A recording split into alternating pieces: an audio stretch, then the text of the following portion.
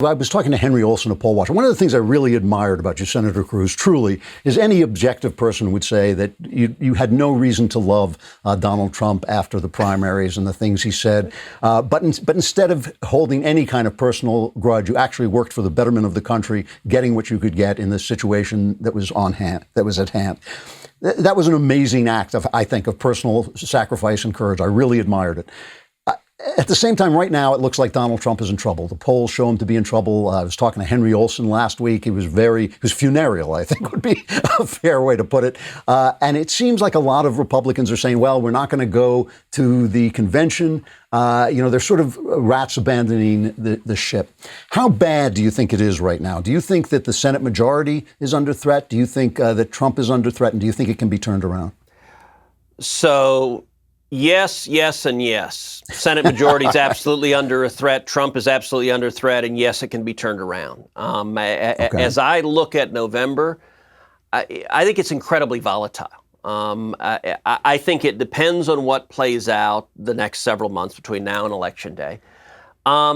If things get better, if we see the COVID numbers go down, if we see people going back to work, if we see a sense of optimism, if people have hope the economy can come back, I think we could see a phenomenal election. I think the president could be reelected with a significant margin. I think we could grow our majority in the Senate. I think we could retake the House of Representatives. So that's one outcome that I think is entirely possible and in play.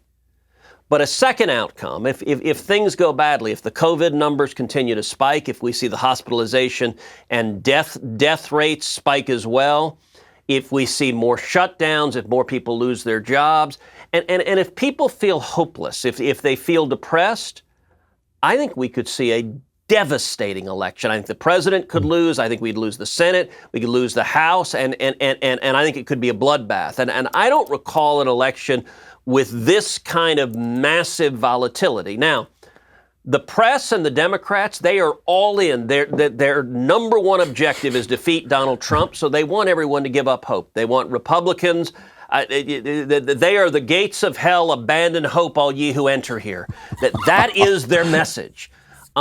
No, we shouldn't abandon hope, but yes, we should be concerned and we should be engaged in the fight, and that's what I'm trying to do. I have to bring this to you as probably the smartest person in Congress and a person whose politics aligns almost perfectly with mine. There's an old joke about the Republicans that if the Democrats proposed destroying America in 60 days, Republicans would negotiate for 90 days and call it a victory.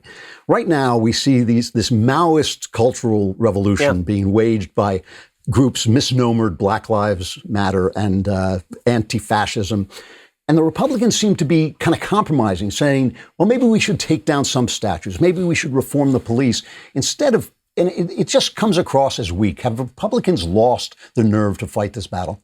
Well, listen, there's no doubt that we need leaders to stand up and defend our nation and defend our Constitution, our Bill of Rights, defend our history. And I don't think, being fair addressing it, that it is compromising to say we need to do better when it comes to moving towards justice. Our whole history of our nation has been a journey to greater justice. So you look at something like police reform. What happened to George Floyd was horrific. It was wrong. It was a violation of civil liberties. Those officers committed criminal offenses. They're rightly being prosecuted.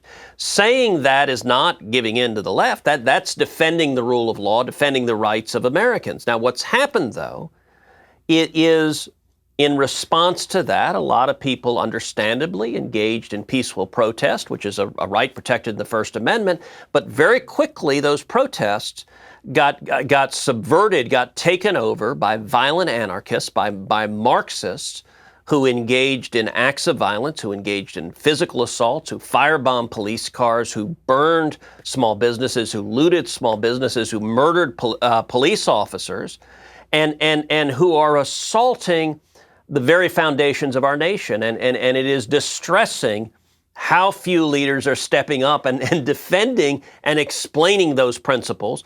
As you know, that's the reason I launched the podcast with Michael Knowles, the Verdict podcast, because we get into those issues and try to really explain what they mean and what's going on.